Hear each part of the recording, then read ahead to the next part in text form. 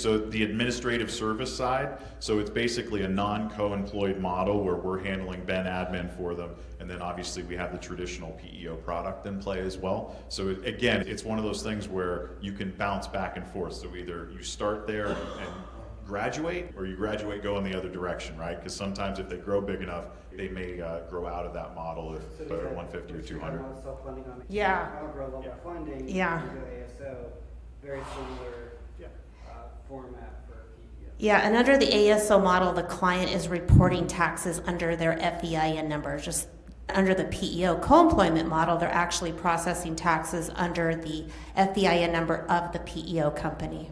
Yeah, to touch a little bit further on the ASO side of things, we look at it like a client for life strategy. In theory, could I bring on a 3 to 5 person group onto the PEO? Yes, I would.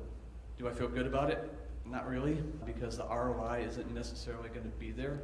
It's expensive. There aren't a lot of levers that I can pull to make the numbers make sense for them. What is a great solution for them is an ASO solution. The payroll, human capital management, light HR, really streamlined solution, a broker of our choosing to handle the medical. And if they want to move into a PEO solution, it's easier to migrate them up. And the same goes for moving down market as well. We're seeing a lot of groups do reductions in force. We're seeing a lot of groups look for some cost savings that ASO model brings to the table. And then there's also the unspoken truth in the industry, which is I'm probably going to be a fit for 20% of the prospects that I speak to.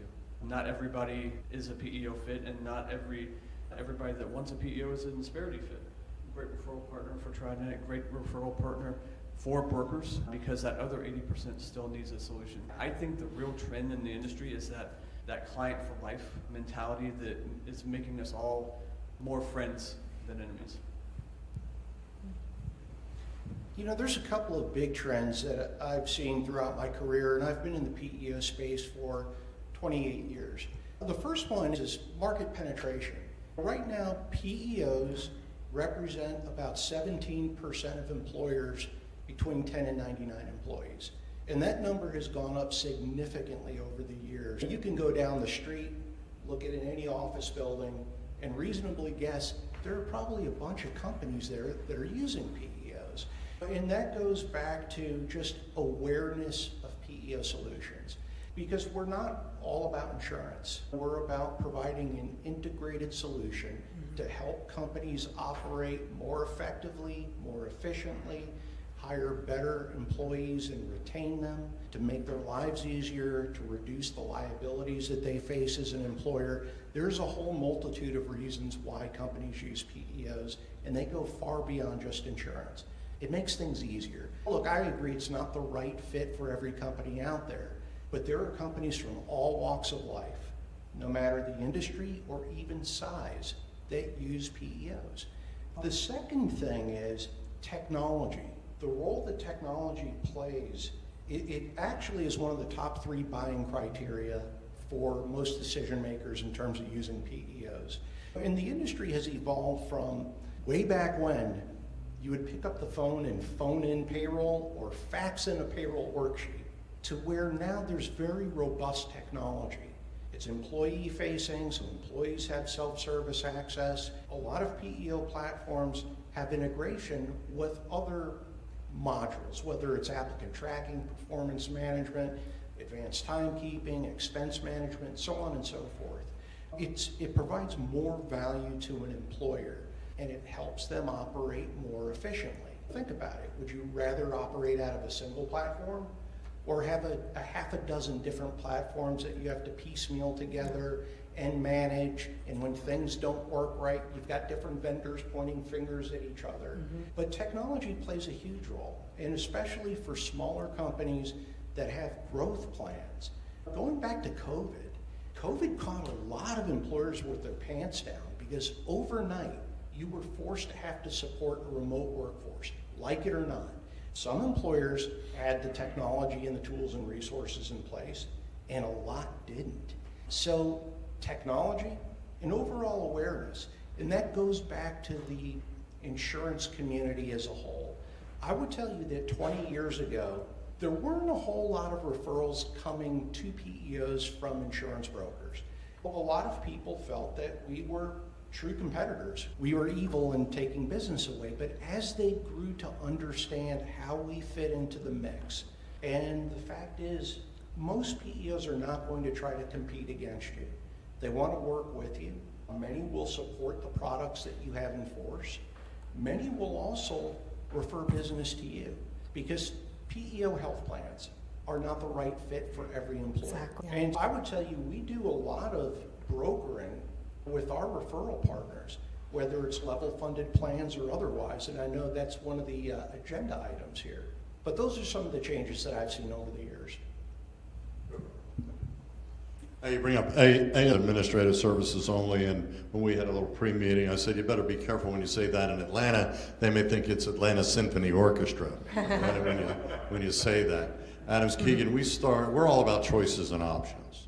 And one of the choices and options we bring to the table, first and foremost, is we're agnostic as far as the contractual relationship is concerned. So since 2000, we've offered an ASO sole employer, not co-employment relationship for our clients.